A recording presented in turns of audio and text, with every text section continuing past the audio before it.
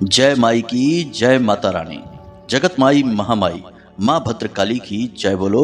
माता रानी के सच्चे दरबार की जय बोलो। मिथुन राशि वालों, स्वागत करते हैं आप सभी का मिथुन राशि भिंड यूट्यूब चैनल में। मंदिर जाते समय भूल कर भी मत करना ये 3 बड़ी गलतियां, वरना भयंकर अनर्थ हो जाएगा। भूतों को मिलेगा आपकी पूजा पाठ का पूरा फल और इसी के साथ साथ आपके जीवन में भयंकर बर्बादी और तबाही की शुरुआत हो जाएगी। जी हाँ मित्रों, अब जिन गलतियों के बारे में हम आपको बताने जा रहे हैं, अगर आपने इन गलतियों को भूल से भी कर दिया तो भूतों की नकारात्मक ऊर्जा तो आपके जीवन में प्रवेश कर ही जाएगी। भगवान का भी क्रोध आपके ऊपर बरसेगा। कहने का मतलब यह है कि आपकी पूजा पाठ और आपकी मेहनत का आपको कोई फल तो प्राप्त होगा नहीं, बदले में इसके कई बड़े और भयानक नकारात्मक परिणाम भी आपको भुगतने पड़ेंगे। जी हाँ बंधुओं, कई बार आपने ऐसा देखा और सुना होगा कि लोग अक्सर यह कहते पाए जाते हैं कि हम इतने लंबे समय से मंदिर जा रहे हैं, पूजा पाठ भी करते हैं, सारे विधि विधान भी अच्छी तरह से पूरे करते हैं, फिर भी जीवन में पता नहीं क्यों इतनी भयंकर नकारात्मकता है। हर तरफ केवल परेशानी ही परेशानी है। घर में बीमारियां, दरिद्रता और तकलीफों ने जैसे वास कर लिया है। काम धंधा व्यापार भी सब चौपट होता चला जा रहा है। अब हो सकता है कि आपको हमारी बातों को सुनकर थोड़ा अजीब लग रहा हो, लेकिन हम आपको बता दें कि एक हमारी परिचित के पंडित जी हैं जो नित्य कर्म पूजा पाठ आदि सभी बड़े ही विधि विधान से करते हैं, लेकिन अनजाने में ही उन्होंने इन गलतियों को दोहरा दिया और कुछ समय के बाद ही उनके जीवन में विनाश लीलाएं प्रारंभ हो गईं और बात इतनी अधिक बिगड़ गई कि भूतों की भयंकर नकारात्मक ऊर्जाओं ने उनके घर को चारों तरफ से घेर लिया। अब स्थिति यह है कि उनके एक बेटा और एक बेटी है, जिसमें से एक बेटा जो है उसकी मृत्यु करंट लगने की वजह से हो चुकी है और जो बेटी है वह भी मंद बुद्धि हो चुकी है। उस पर भी तमाम भूत प्रेतों का साया बना रहता है। उनके घर का माहौल इतना भयंकर नकारात्मक हो चुका है कि वहां रुकने ठहरने की किसी में भी हिम्मत नहीं होती है। मित्रों, आप जरा खुद ही विचार करके देखिए, आपके आसपास कई ऐसे लोग आपको घूमते मिल जाएंगे जो पूजा पाठ में बहुत लिप्त रहते हैं, तब भी उनके जीवन में बहुत कष्ट हैं और कहीं कहीं तो देखने में ऐसा भी लगता है कि जैसे जो ज्यादा पूजा पाठ कर रहे हैं, भगवान की भक्ति में लीन हैं, वे कुछ मंद बुद्धि भी हो चुके हैं, यानी कि दुनियादारी की ज्यादा समझ भी उनके पास नहीं बची है और जानबूझकर ऐसे काम करने लगते हैं कि अपनी बर्बादी स्वयं ही बुला लेते हैं। मित्रों, ये वही लोग हैं जो पूजा पाठ के सही विधि विधान को अच्छी तरह से नहीं जानते हैं और इन्हीं बड़ी गलतियों को लगातार दोहराते रहते हैं। तो आज के इस विशेष वीडियो में हम आपको इन्हीं 3 बड़ी गलतियों के बारे में बताने जा रहे हैं। वैसे तो गलतियां और भी बहुत सारी होती हैं, लेकिन वे छोटी गलतियां होती हैं, उनके ज्यादा अधिक दंड प्राप्त नहीं होते हैं, लेकिन इन 3 गलतियों को करने से आपको भयंकर पीड़ाएं प्राप्त होती हैं। अब इस वीडियो को हम आपको इसी समय पर क्यों दे रहे हैं, इसका भी एक बड़ा कारण है कि अब समय ऐसा आ रहा है कि अब लोग लगातार मंदिर जाएंगे। जैसे सावन का महीना नजदीक है, देवशयनी एकादशी आने वाली है और उसके बाद लगातार त्योहार आते चले जाएंगे, जिनमें कि लोग अक्सर मंदिर जाया करेंगे और देवी देवताओं की विधि विधान से पूरे भाव के साथ पूजा पाठ करेंगे। तो ऐसे में हम चाहते हैं कि आप जब मंदिर में जाएं तो इन गलतियों को भूल से भी ना दोहरा दें, वरना भयंकर अनर्थ हो जाएगा। आपके जीवन में जो थोड़ा बहुत सुख बाकी है, जो आपने नई योजनाएं, नए काम भी शुरू किए हैं, वे सारे सुख समाप्त हो जाएंगे और हर एक योजना आपकी असफल होती चली जाएगी और आप इस सब का दोष देवी देवताओं पर और धर्म और पूजा पाठ पर लगा देंगे। आप यही कहेंगे कि हमने इतना पूजा पाठ किया, इतना सब कुछ किया, लेकिन फिर भी भगवान ने हमारी कोई बात नहीं सुनी। तो बस मित्रों, आप अब बेफिक्र हो जाइए और इस वीडियो को पूरा देख लीजिए। जब आप इस वीडियो को अंत तक देखेंगे तो इस वीडियो के माध्यम से आपको ऐसा अद्भुत ज्ञान प्राप्त होगा कि ना केवल नकारात्मक शक्तियां आपसे दूर भागेंगी, बल्कि भगवान की दिव्य शुद्ध सकारात्मक ऊर्जा को आपके जीवन में आने के लिए मजबूर होना ही पड़ेगा। हम आपको ऐसी ऐसी विधियां और ऐसी ऐसी क्रियाएं बता देंगे जिन्हें आपको सच्चे मन से मानना है और उसके बाद आप देखेंगे कि भगवान की कृपा को आपके जीवन में आना ही होगा। आपके दुख तकलीफ कष्ट समाप्त करने ही होंगे और आपकी जो सकारात्मक मनोकामनाएं हैं उन्हें पूरी करना ही पड़ेगा। जी हाँ मित्रों, याद रखना कि भगवान श्री कृष्ण ने गीता में कहा था कि हे पार्थ, भक्त यदि संकल्प कर ले और सच्चे मन और दृढ़ विश्वास के साथ भगवान को याद करे तो वह स्वयं भगवान को भी मजबूर कर सकता है अपने सामने प्रकट होने के लिए। जैसे कि ध्रुव एक छोटा सा बालक मात्र 5 साल का, लेकिन कठोर संकल्प और दृढ़ इच्छा शक्ति के बल पर स्वयं नारायण को अपने सामने प्रकट होने पर मजबूर कर देते हैं। जी हाँ बंधुओं, तो आज का यह वीडियो बहुत ही सोच विचार और गहरे अध्ययनों पर आधारित है। साथ ही साथ आपकी राशि और कुंडली के ज्योतिषीय आकलन के आधार पर बनाया जा रहा है। इसी वजह से हम आपसे कह रहे हैं कि यह वीडियो आपके लिए प्राणवायु ऊर्जा के समान है। इस वीडियो को ना देखना आपके जीवन की सबसे बड़ी और भयंकर भूल होगी। आपको इस वीडियो को पूरा देखना ही होगा, वरना आपके जीवन में कभी कुछ भी नहीं बदलने वाला है, क्योंकि आप ज्ञान को अस्वीकार कर देंगे और ज्ञान को अस्वीकार करने वाला कभी भी ईश्वर की कृपा का पात्र तो नहीं हो सकता है। जी हाँ बंधु, तो बस आपसे हमारा यही निवेदन है कि इस वीडियो को पूरा देखें, क्योंकि यह केवल और केवल आपके लिए बना है, आपकी जिंदगी से जुड़ा है। तो चलिए मित्रों, आज की इस विशेष वीडियो को शुरू करते हैं। लेकिन इससे पहले हम माता रानी को आभार अवश्य व्यक्त करेंगे। तो कमेंट बॉक्स में लिखेंगे, एक बार नहीं 3 बार, जय माँ भद्रकाली कृपा करो।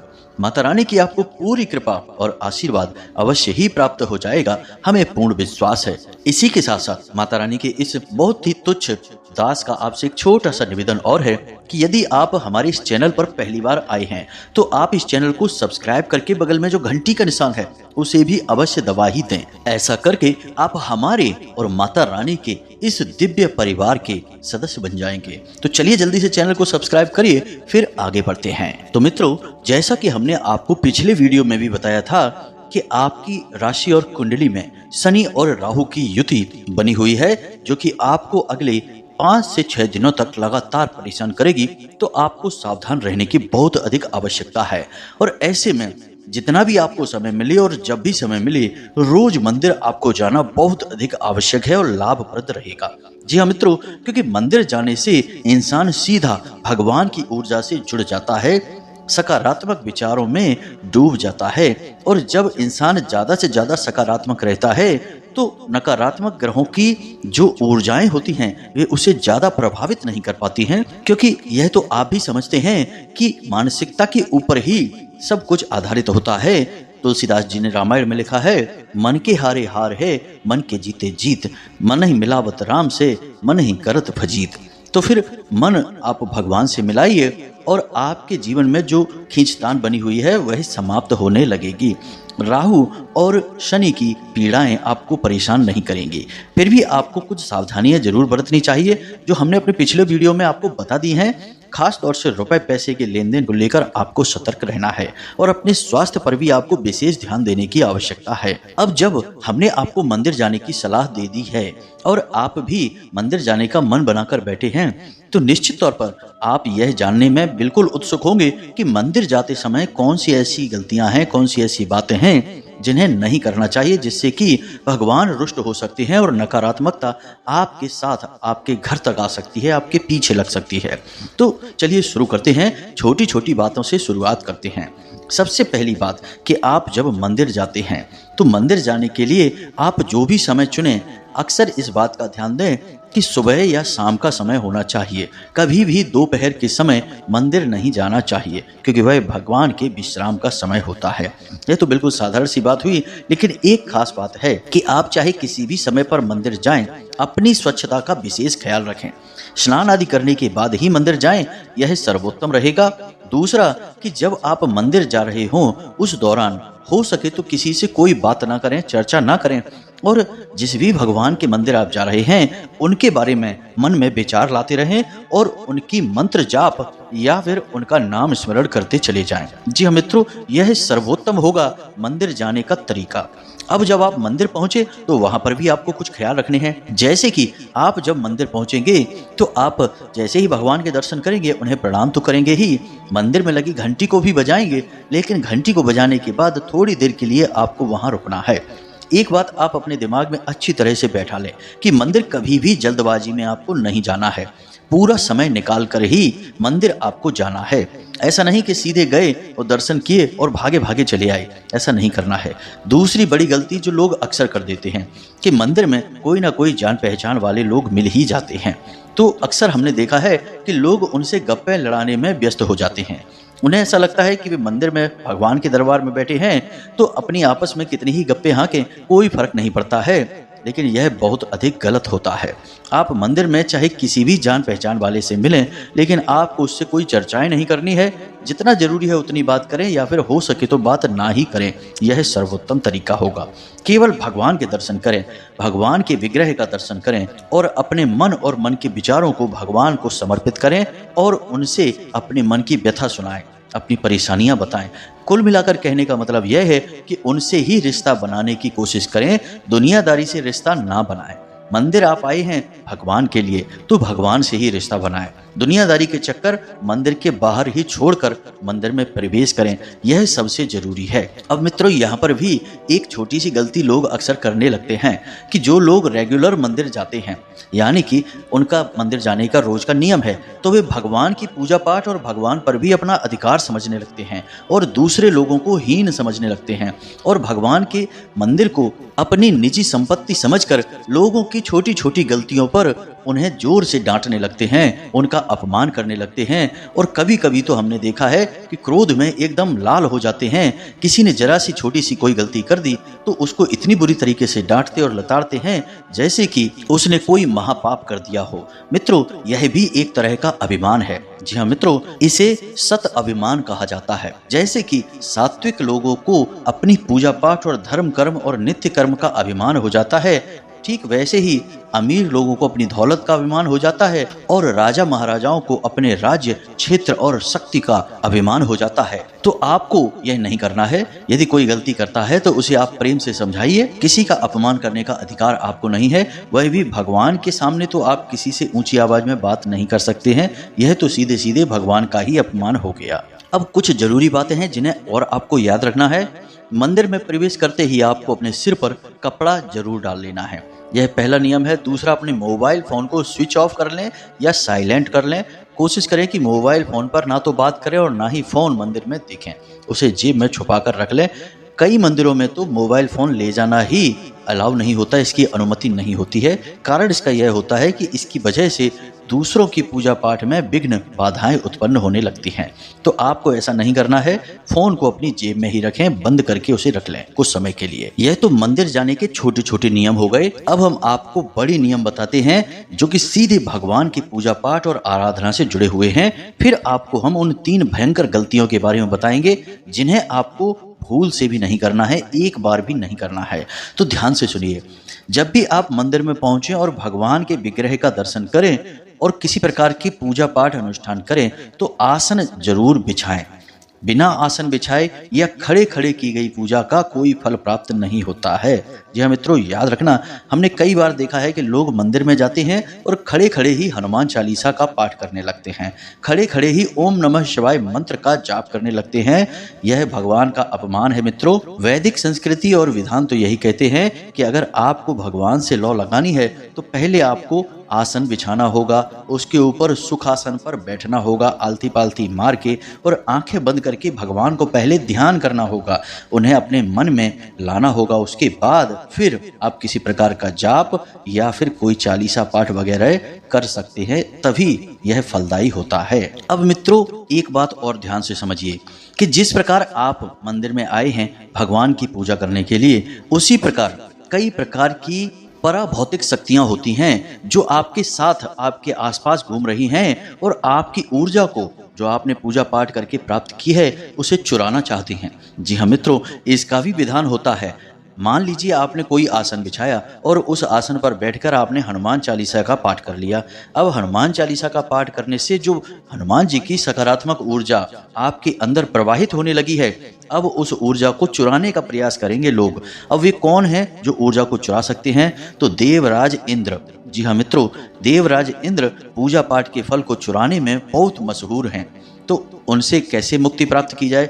दूसरा, कई प्रकार के प्रेत अन्य पराभौतिक योनियों वाले जीव होते हैं जो हमेशा अदृश्य रूप में आपके आसपास घूमते हैं और आपकी पूजा के फल को चुराना चाहते हैं। तो ऐसे में आपको जिस आसन पर आप बैठे हैं उस आसन पर पूजा समाप्त होने के बाद जब आप उठें तो उसे फोल्ड करके साइड में कहीं रख दें, उसे बिछा हुआ ना छोड़ें। यदि आपने बिछा हुआ छोड़ दिया तो आपकी पूजा का फल कोई और ले जाएगा।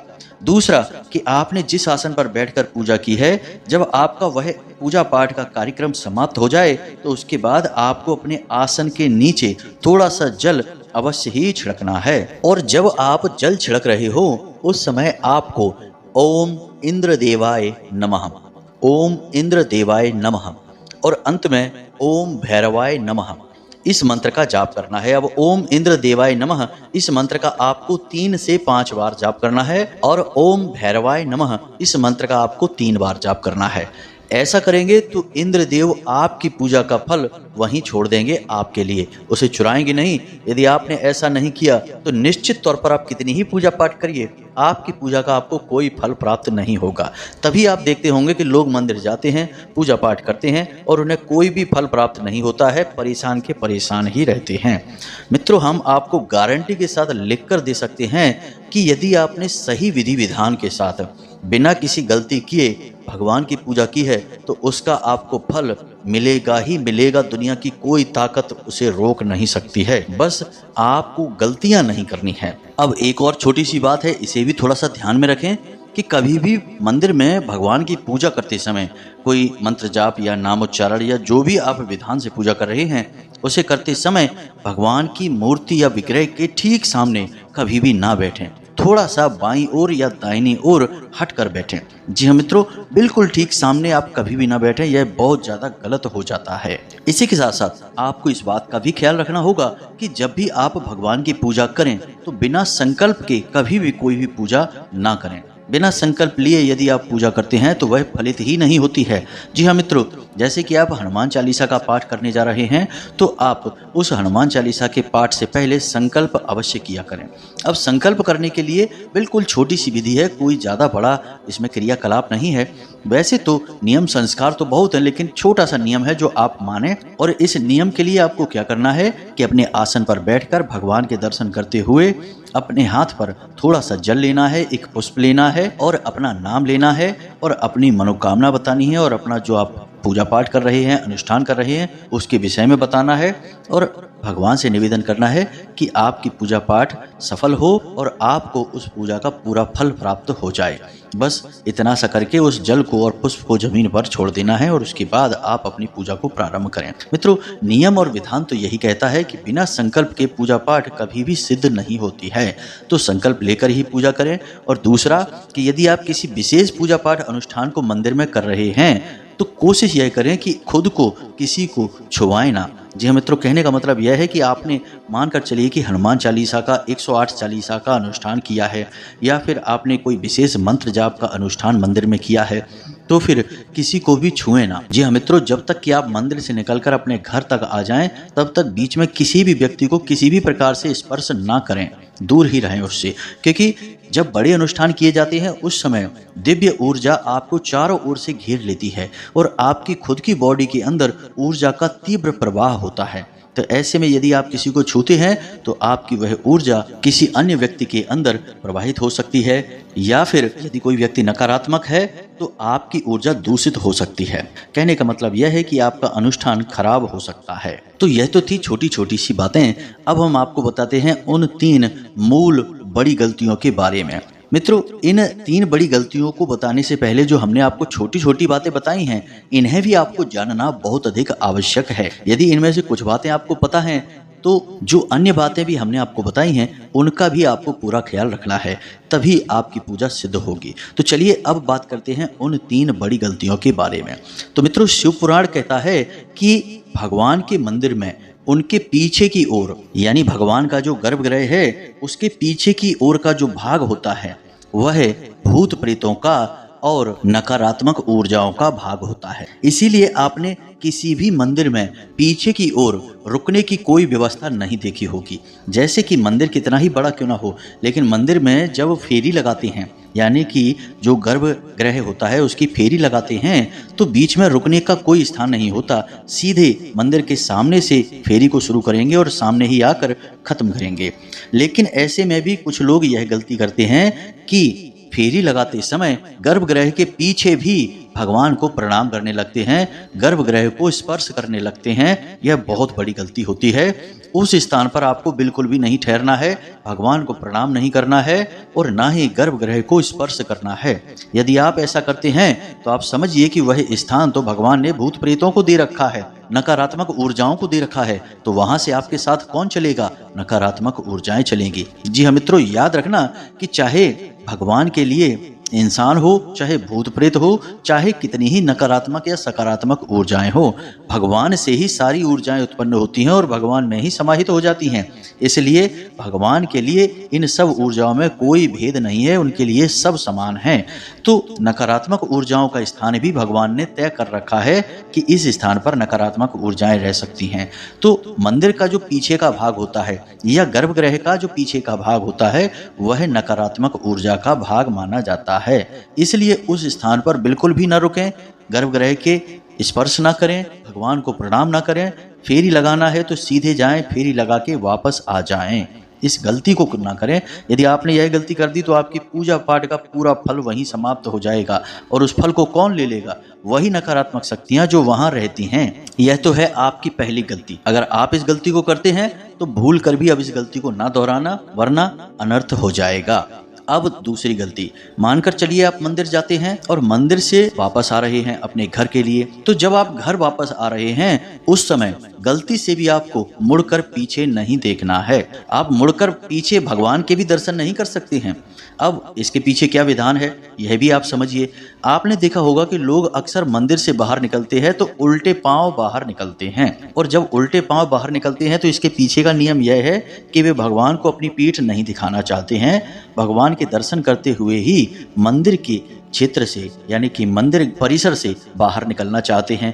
और जब मंदिर परिसर से एक बार आप बाहर निकल लिए तो आपके साथ भगवान की सकारात्मक ऊर्जा है, भगवान का आशीर्वाद है जो आपके साथ साथ चल रहा है। अब ऐसे में यदि आपने पीछे मुड़कर देखा तो बात वही है कि आप भगवान से आशीर्वाद लेकर जा रहे हैं, लेकिन भूत प्रेतों की शक्ति आपके ठीक पीछे पीछे चल रही है। जी हाँ मित्रों, और वह शक्ति इस बात का इंतजार कर रही है कि आप पीछे मुड़कर देखें।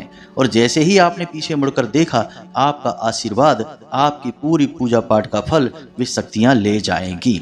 जी हाँ मित्रों, अब आप चाहे इस बात को माने या ना माने, लेकिन शिव पुराण ही इस बात को कहती है कि जब भी भगवान के मंदिर जाएं और वहां से वापस आएं तो कभी पीछे मुड़कर ना देखें, भगवान का नाम स्मरण करते हुए ही अपने घर तक वापस आएं। अब कुछ लोग ऐसा भी करते हैं कि सीधे घर से निकले, मंदिर पहुंचे, भगवान के दर्शन किए जल्दी जल्दी भागते भागते, और सीधे वहीं से अपने ऑफिस चले गए या अपनी दुकान चले गए। नहीं मित्रों, यह बहुत ही गलत नियम है।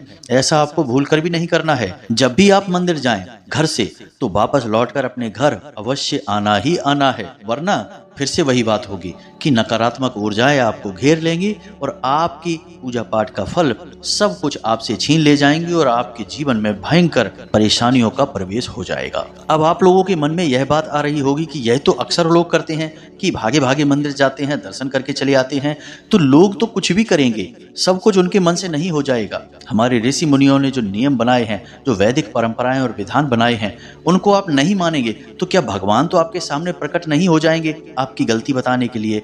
उन नियमों को बताने के लिए हम जैसे लोग ही आएंगे और आप उन नियमों को मान लेंगे तो भगवान भी आपसे प्रसन्न हो जाएंगे और आपका जीवन भी बदल जाएगा। नहीं मानेंगे तो कोई बात नहीं है, आपका मन है जो मर्जी है वो करिए, फिर भगवान का मन है जो मर्जी वो आपको देंगे। फिर बाद में शिकायतें करने से कोई फायदा नहीं होता है। इसलिए नियम मानना ही हमारे लिए एकमात्र रास्ता होता है। जी हाँ मित्रों, अब बात करते हैं तीसरी गलती की। यह गलती वैसे तो छोटी जान पड़ती है, लेकिन है बहुत बड़ी और वैदिक नियमों के पूर्ण रूप से खिलाफ है। अब आपने भगवान को प्रसाद चढ़ाया। अब लोगों की आदत यह होती है कि भगवान के ऊपर चढ़ा हुआ प्रसाद पूरा का पूरा घर ले आते हैं, फिर उसे तसल्ली से बैठकर फुर्सत से खाते हैं और वे अपना भोजन समझ लेते हैं, जबकि यह बिल्कुल ही गलत है।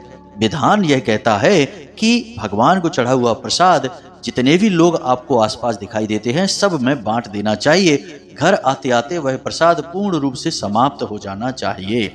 अब आपके घर में जितने लोग हैं उन लोगों के हिसाब से आप अपने घर तक प्रसाद ला सकते हैं, लेकिन उस प्रसाद को लाकर आप घर में रख नहीं सकते हैं। जैसे ही आप उस प्रसाद को घर में लाकर रखते हैं, नकारात्मक ऊर्जाएं उस प्रसाद से अपना भोजन ग्रहण कर लेती हैं और आपकी पूजा पाठ का फल भी उन्हीं को प्राप्त हो जाता है। अब आप खुद ही समझिए कि प्रसाद क्या है। प्रसाद भगवान का भोग है। भगवान ने उस भोग को ग्रहण किया है और जब भगवान ने ग्रहण किया है तो भगवान की ऊर्जाएं उस प्रसाद में समाहित हो गई हैं। अब ऐसी पवित्र चीज को आपको दूसरों में बांटना है। जब आप दूसरों में बांटेंगे तो वह सकारात्मक ऊर्जा और अधिक मात्रा में आपके पास लौटकर वापस आएगी। अब उसे आपने अपने ही पास रख लिया, तो जैसे ही आप उसे कहीं पर एकत्रित करेंगे, रखेंगे, तो नकारात्मक ऊर्जाएं तो उसे घेरेंगी ही। नकारात्मक ऊर्जाएं तो हर वक्त हर इंसान के आसपास होती ही हैं और वे इसी इंतजार में होती हैं कि आप लोग ऐसी गलतियां करें और ऐसी गलतियों से ही वे अपना भोजन और अपनी शक्ति प्राप्त करते हैं। तो ये तो थी वो गलतियां जो आपको भूलकर भी नहीं करना है। हमने मंदिर को जाने को लेकर हर प्रकार की जानकारी आपको दे दी है। फिर भी यदि कोई प्रश्न आपके मन में उठे तो आप बेफिक्र होकर कमेंट करके या फिर व्हाट्सएप नंबर जो डिस्क्रिप्शन में दिया गया है उस नंबर पर मैसेज करके पूछ सकते हैं। इसी के साथ साथ आज की इस वीडियो को विराम देते हैं। हमेशा हंसते रहिए, मुस्कुराते रहिए, ईश्वर को याद करते रहिए, सकारात्मक रहिए। आप बड़े ही भाग्यवान हैं जो इस वीडियो को यहाँ तक देख पाए हैं। आपके ऊपर निश्चित तौर पर माता रानी की कृपा है, उनका आशीर्वाद है, तभी आपको पवित्र ज्ञान प्राप्त हुआ है। तो चलिए पूरे भाव के साथ माता रानी को याद करिए और कमेंट बॉक्स में लिख डालिए जय माँ भद्रकाली कृपा करो। मिलते हैं अगले ज्ञानवर्धक वीडियो में, तब तक के लिए धन्यवाद।